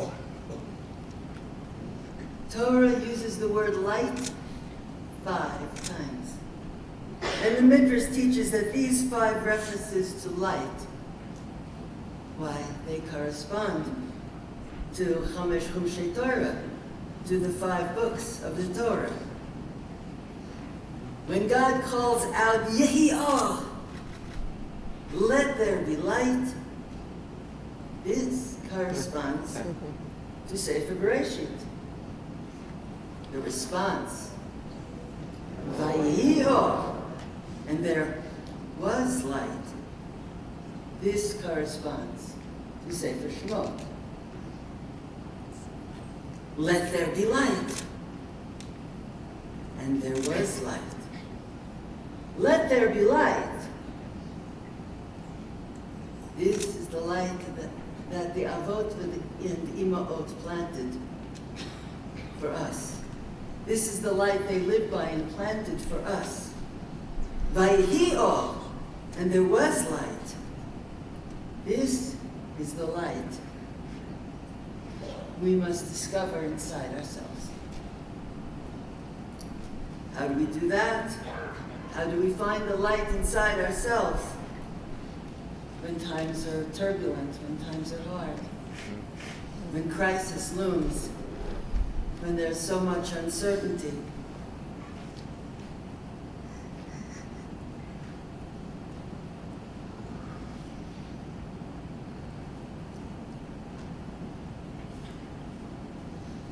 The hardships and the exile of Mitzrayim taught us how to dig down deeply into ourselves to find that light. To find courage and resilience, strengths and capacities, talents and possibilities that we didn't even know exist. To do this, then as now, we must overcome the forces of alienation and exile. Then and now, we must overcome the forces of alienation and exile. We must remember, we must continually remember who we really are and what is our real purpose in the world.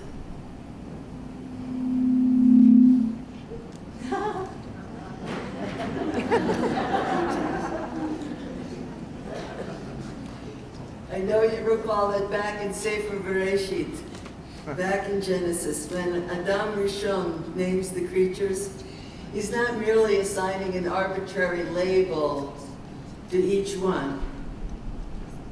Rather, Adam Rishon is discerning the spiritual essence, the spiritual DNA of each creature. And with its name, he gives expression to its essence. With its name, he gives expression to its essence. The ALEPH Shemot B'nai Yisrael. And these are the names of the children of Yisrael.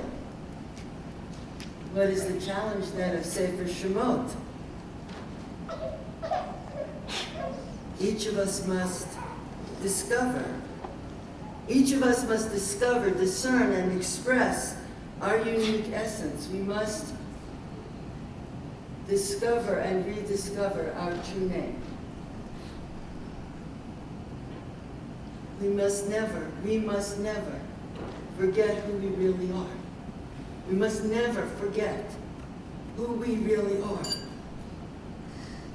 lest by forgetting or doubting our abilities, lest by doubting our abilities and doubting our talents and ignoring the spark of godliness that is inside of us, we sink back into exile. We fall asleep. When we remember our name,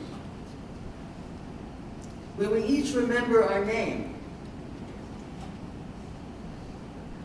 when with proper humility and discernment, we each live into the fullness of our calling, when we offer all of our capacities, all of our abilities, talents, when we offer the fullness of the inner light that is inside of us in the service of the highest good, in the service of godliness, then we hasten the redemption. And if sometimes it seems hard and we are awed by the task, we can also remember God's promise to Moshe at the beginning of the tale, at the famous shrubbery. Shrubbery. Shrubbery. He hears the voice called to him, Ki ehyeh imach, I will be with you. Look, I reveal my name to you. Don't forget who you are. You remember yours. A challenge for you, our new Musmachimot. When you rise to receive your Smicha, you are rising to meet the challenge. You are rising in commitment to stay radically present to new possibilities. You are rising to walk courageously. You are rising to walk courageously, to use the gifts, the capacities, the talents, the abilities, and the inner light that is inside of you in the service of godliness. Help them always to remember their name. Always remember. Today, to receive your Smicha, not surprisingly, we will call you by name. We will call you by name. We'll call each of you by name. As you are called, in the legal room here, so that the trip hazard of coming down these stairs is ameliorated to a degree, so no courageous walker is tripped up. As you are called to come up, you'll come up to this microphone and call out your Hebrew name for all to hear. And so, you are the Aiden. You are the community of witness.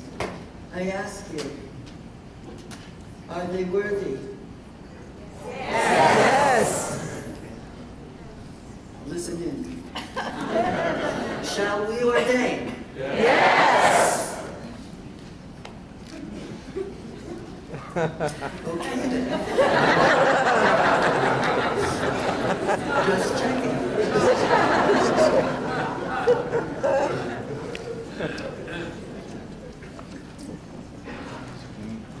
We call to be ordained as Chazan Evelyn Gould.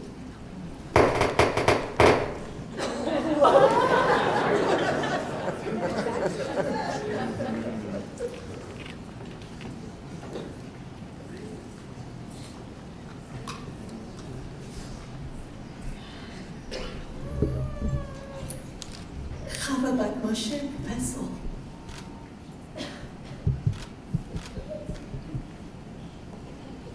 We call to be ordained as Chazan Michelle Rosansky.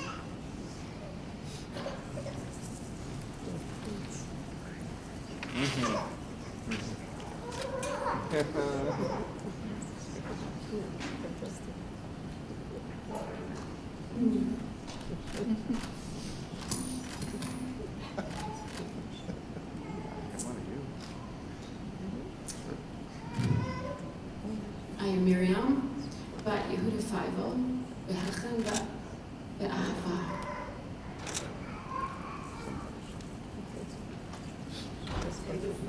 We'll step forward because we call now our ALEPH Ordination program VAD, Chazan Jack Kessler, and our Ordination program VAD.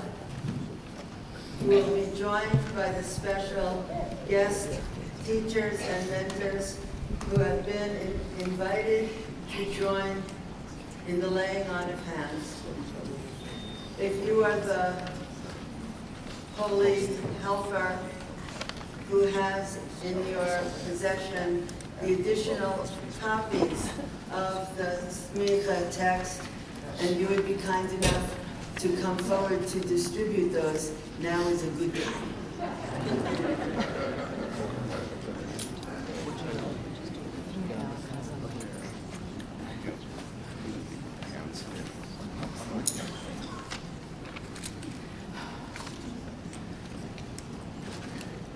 We who are seated hold our hands open to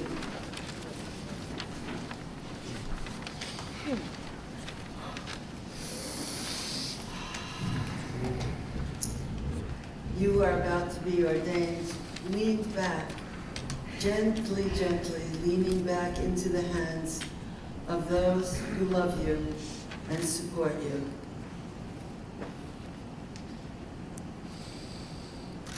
B'Shem Yah, B'Shem Yah, Elohei Yisrael, Elohei Yisrael, U'L'Shem Yichud, U'L'Shem Yichud, Kudsha B'richu Shchinta, Kudsha B'richu Shchinta, Al Dat HaMakom, Al Dat HaMakom, Ve'al Dat Kehilateinu, Ve'al Dat Kehilateinu, Hinenu, Masmichim Etchem, Lechahen, Kachazanim, Uvalei Tfilah,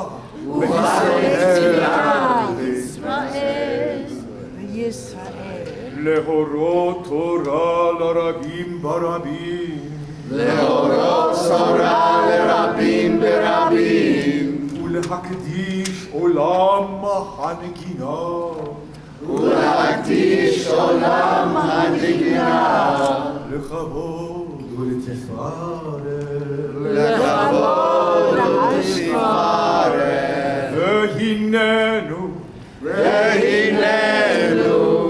ממנים אנחנו אתכם. ממנים אנחנו אתכם. להיות שליחות. להיות שליחות. לעם ישראל. לעם ישראל. כשם. שמינו אותנו. שמינו אותנו. המסמיכים אותנו. המסמיכים אותנו. ויהייתכן כידינו. ויהייתכן כידינו. ויהייכן כפינו. ויהייכן כפינו. כולכן כקולנו. כולכן כקולנו. שירכן כשירנו. שירכן כשירנו. תפילתכם כתפילתנו. תפילתכם כתפילתנו. ברכתכם כברכתנו. ברכתכם כברכתנו. לכן סמוכות אתן לנו. סמוכות אתן לנו. וחזן ובעלי תפילה. ובעלי תפילה. בישראל תתקרו. בישראל תתקרו. כל המברך מתברך. כל המברך מתברך.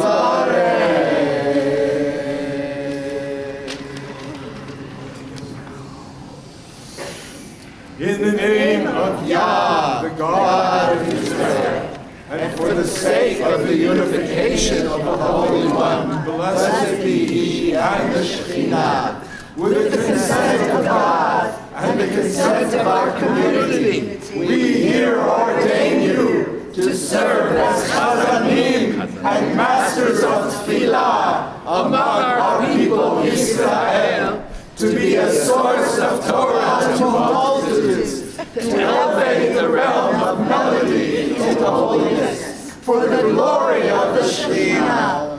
We here appoint you as our agent, just as we were appointed by those who ordained us. May your hands be like ours, your mouths our mouth, your voice our voice, your songs our songs, your prayers our prayers, your blessings our blessings. And so we ordain you and call you Chazanim and Baalei Tefillah in Israel.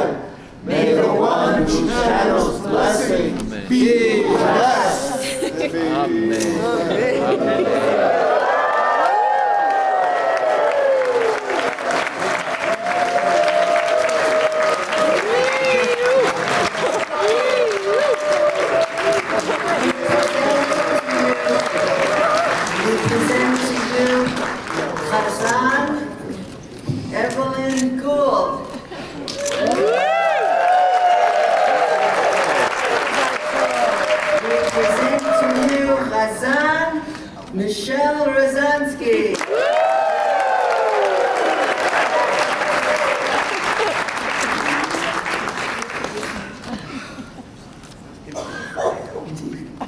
With eyes and smiles and a deep cleansing breath,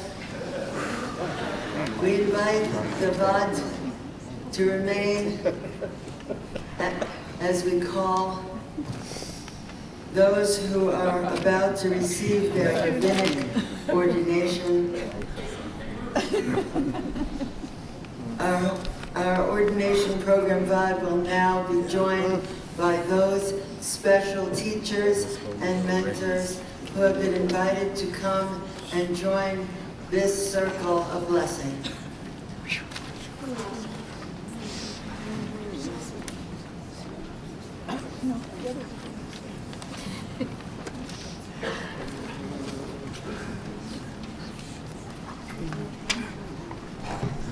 If the Holy Helper who has the copies of the ordination text for the rabbinic ordination can pass them forward at this time, that would be a kindness. Everyone who gathers, place your hand on the shoulder of the one who stands in front of you. Chazan. I don't know if this is Chazan. It says your image. These are Chazan. As we call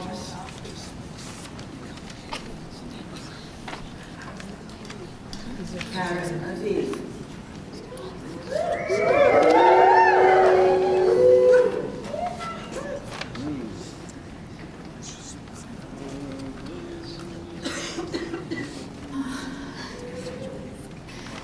My name is Karen Siona Bat Metuka Vivitzalel.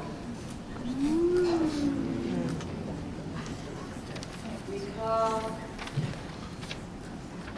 Zeh Amaran.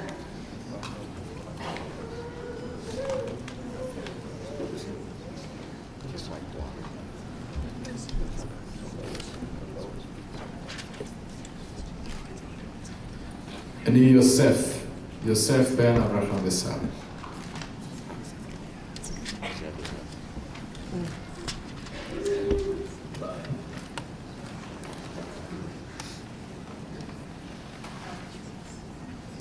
We call ALEPH.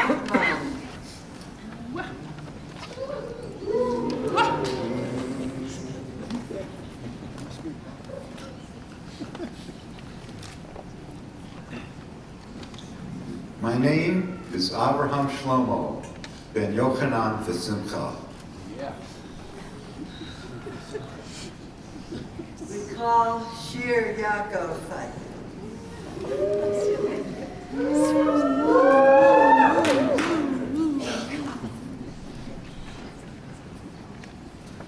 Shir Yaakov Ariel Moriah ben Yisrael Benayan.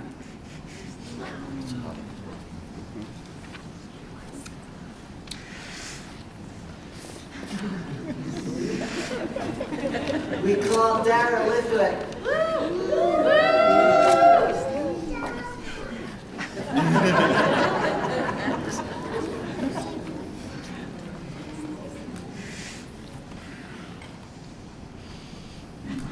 Shmi Davida Chaya Bat Naftali Hertz V'Malka.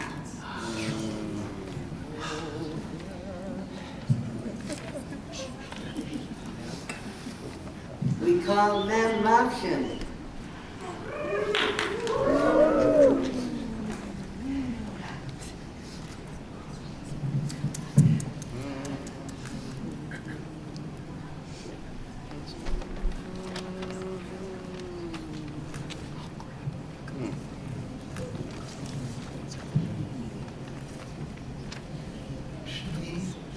Mari Ellen, Bat Yosef HaKohen, Bachana.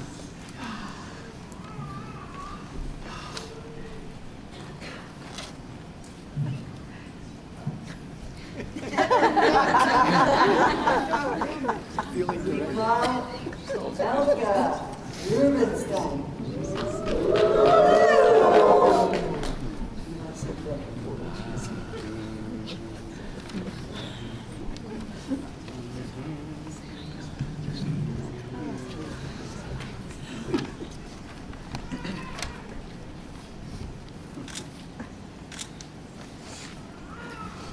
I am Elke, but Fidel Bianca.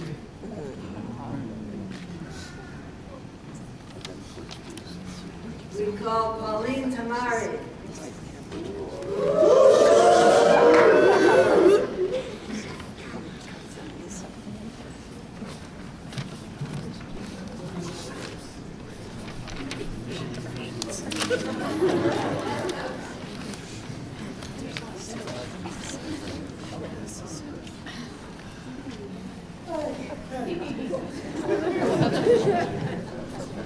Kamina Tamari Bat Moshe Shukron. And we call Brett Tanzer. Yes.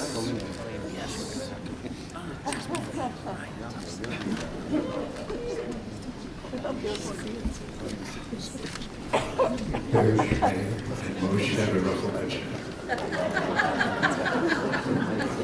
Y'all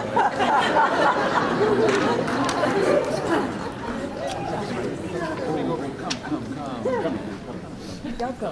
Go back. Let them be You who are about to receive your Smicha, likewise, lean back into the hands that hold you. For each hand that is behind you is held by a hand behind you, and held by a hand behind you. A chain of blessing through the generations. We who are the community of witness sit likewise with our hands open in blessing. Following the Hebrew and English, we will hear the Smicha formula, honoring our two colleagues from Brazil in Portuguese. B'Shem Yah. אלוהי ישראל, ולשם ייחוד, קודשא בריחו ושכינתה, על דעת המקום, ועל דעת קהילתנו, הננו מסמיכים אתכם לכהן כרבנים בישראל, להורות תורה לרבים, ברבים, ולברר דין אמת לתיקון השכינה, כשם שמינו אותנו, המסמיכים אותנו, כן ממנים אנחנו אתכם, להיות שליחים לעם ישראל, למסור להם את דבר השם הבא אלינו בזמן הזה, ויהי ידכם כידינו, ועשייתכם כעשייתנו, ופיכם כפינו, ודיבורכם כדיבורנו, ומעשה בית דינכם כמעשה בית דיננו, וברכתכם כברכתנו. לכן סמוכים אתם לנו, ורבי תקראו, להורות תורה לרבים, כדת משה, מרים וישראל.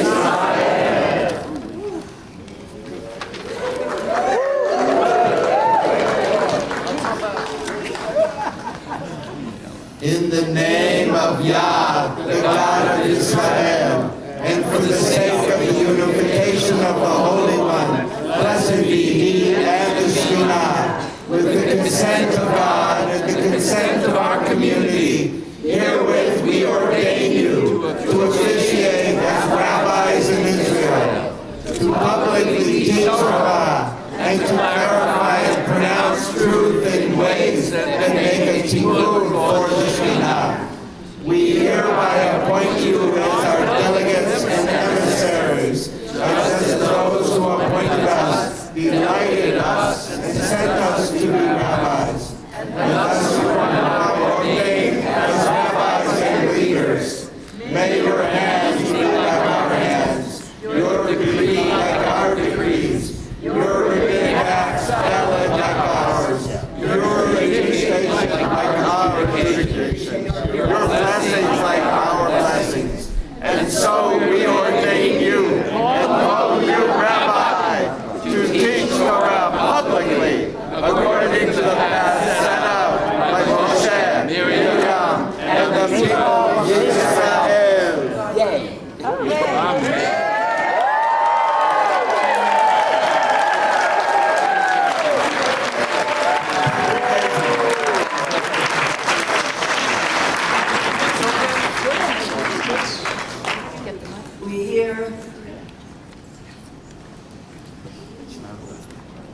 this blessing now.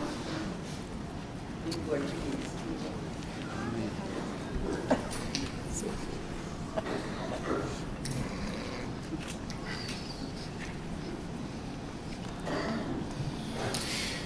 Em nome de Yah, Deus de Israel, em nome da unificação do sagrado, Kutchadrichu, o Shrinta, o abençoado e a Shrinah, com o consentimento de Deus e com o consentimento da nossa comunidade, nós ordenamos vocês para oficiarem como rabinos e rabinas do povo de Israel, para que ensinem Torá para muitos e muitas, publicamente, e para que esclareçam e profiram a verdade de maneiras que sirvam de tikkun para a Shekhinah.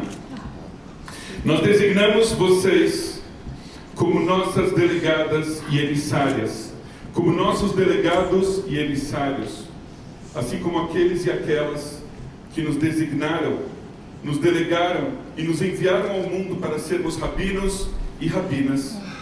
Do mesmo modo, vocês agora são ordenados rabinos e líderes. Do mesmo modo, vocês agora são ordenadas rabinas e líderes. Que suas mãos sejam como as nossas mãos. Que seus decretos sejam como os nossos decretos.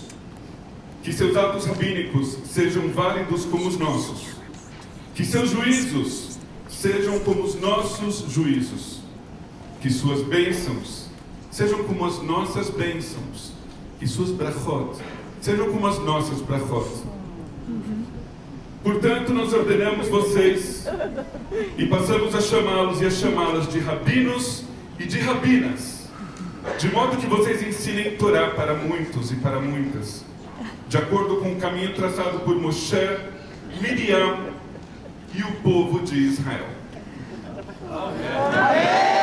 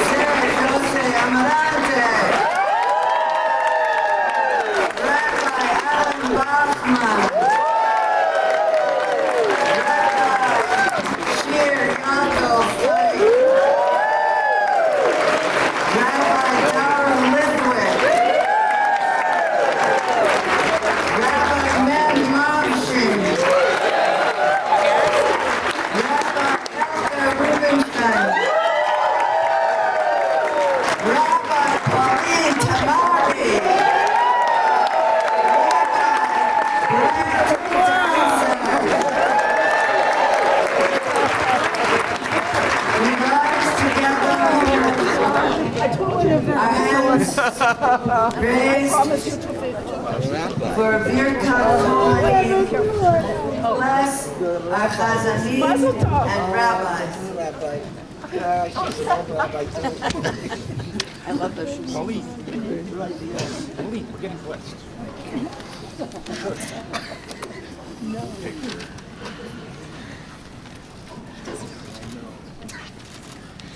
This is the call answer. Okay, we're going to all do the bracha.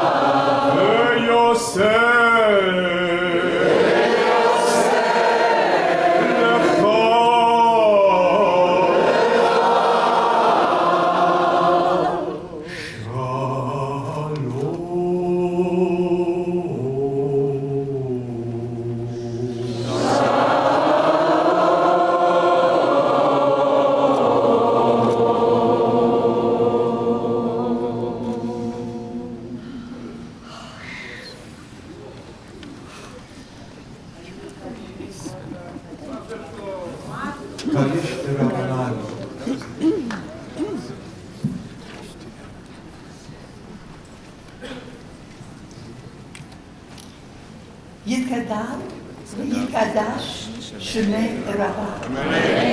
ועלמה דברה פיוטי ואמריך מלכותי. בחייכון וביומכון ובחיי בכל בית ישראל, בעגלה ובזמן קריב ואמרו אמן. יהי שמי רבה מבורך לעולם לעולמי. יתברך וישתבח ויתפאר ויתרומם ויתנשא ויתהדר ויתעלה ויתפלל שמי בקודשה בריחו לעילה מן כל ברכתה ושירתה תושבחתה ונחמתה דמירם ביעלמה ואמרו אמן. For all Yisrael, for our teachers and their teachers in the ancient river of learning, who in great love have brought us to this moment, for our students and their students far into the future, for all those who travel the path of Torah in all places and times. Let them all live in grace, great love, compassion, full and satisfying lives, good health with all their needs met, the joy of seeing their students carry on the work, knowing that this brings healing to the world, and we say, Amen. Let peace and harmony flow through us into the world, from the highest source, a life of goodness and fulfillment for us and all Yisrael, and we say, Amen. The one who creates peace, harmony, and perfection in all the worlds, bring shalom here now in your unending river of compassion for us, for all Yisrael, and for the whole world, and let us say, Amen.